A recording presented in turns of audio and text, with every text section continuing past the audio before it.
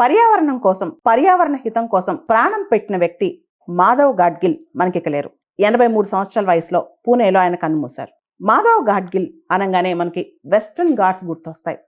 పశ్చిమ కనుమలను కాపాడటానికి ఆయన చేసిన ప్రయత్నం గాడ్గిల్ రిపోర్ట్ అనేది ఎప్పుడు చర్చల్లోనే ఉంటుంది. వెస్ట్రన్ ఘాట్స్లో 75% ఎకో సెన్సిటివ్ జోన్ అని చెప్పి దాన్ని కాపాడాలని చెప్పి ఆయన ఇచ్చిన రిపోర్ట్ ఇప్పటికీ మనకు గుర్తుంటుంది.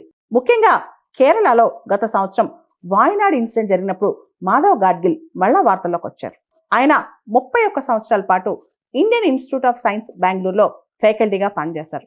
అంతేకాదు భారతదేశంలో చాలా గొప్ప చట్టం బయోడైవర్సిటీ యాక్ట్ డ్రాఫ్టింగ్ లో కూడా ఆయన పాత్ర చాలా కీలకమైంది. ఇండియన్ ఇన్స్టిట్యూట్ ఆఫ్ సైన్స్ బెంగళూరులో మాధవ్ గాడ్గిల్ గారు పనిచేసేటప్పుడు సెంటర్ ఫర్ ఎకలాజికల్ స్టడీస్ అని చెప్పి ఒక కంప్లీట్ అప్లైడ్ రీసెర్చ్ సెంటర్ ఒకటి తీసుకొచ్చారనమాట.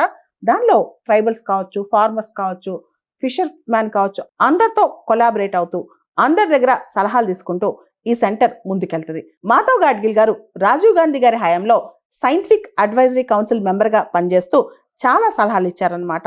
UNEP United Nations Environment Programme వాళ్ళు కూడా మాధవ్ గాడ్గిల్ గారికి Champion of the Earth award ఇచ్చారు 2024లో.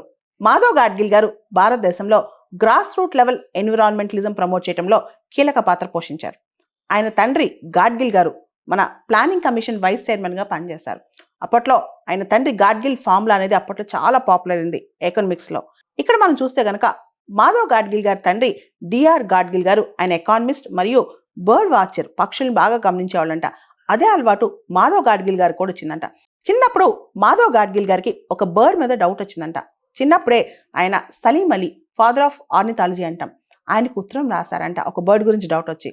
వెంటనే సలీం అలీ గారు మాధవ్ గాడ్గిల్ గారికి రిప్లై రాశారంట. చిన్నప్పటి నుంచి కూడా బర్డ్స్ గురించి, ఎన్విరాన్మెంట్ గురించి, వెస్ట్రన్ ఘాట్స్ మీద ప్రత్యేకంగా మక్కువ ఎక్కువ అంట. మాధవ్ గాడ్గిల్ గారు ఎన్విరాన్మెంట్ కోసం, క్లైమేట్ కోసం చాలా పరితపించేవాళ్ళు. భారతదేశం యొక్క మొట్టమొదటి బయోస్పియర్ రిజర్వ్ నీలగిరి బయోస్పియర్ రిజర్వ్ కోసం ఆయన దాని రికగ్నిషన్ కోసం చాలా కృషి చేశారు. దాంతోపాటు సైలెంట్ వ్యాలీ మూవ్మెంట్ కావచ్చు, కేరళలో సైలెంట్ వ్యాలీ మూవ్మెంట్ కావచ్చు, తర్వాత చిప్కో మూవ్మెంట్ కావచ్చు, వీటన్నిటిలో కూడా ఈయన కీలక పాత్ర పోషించారు. ఎకాలజీకి సంబంధించి మాధవ్ గాడ్గిల్ గారు దాదాపు 200 పైగా పేపర్స్ రాశారు. అంతేకాదు భారతదేశం ఈయనకి పద్మభూషణ్ ఇచ్చి సత్కరించింది. పర్యావరణ పరంగా, సామాన్యుడి పరంగా మాధవ్ గాడ్గిల్ గారు లేని లోటు పూడ్చలేనిది.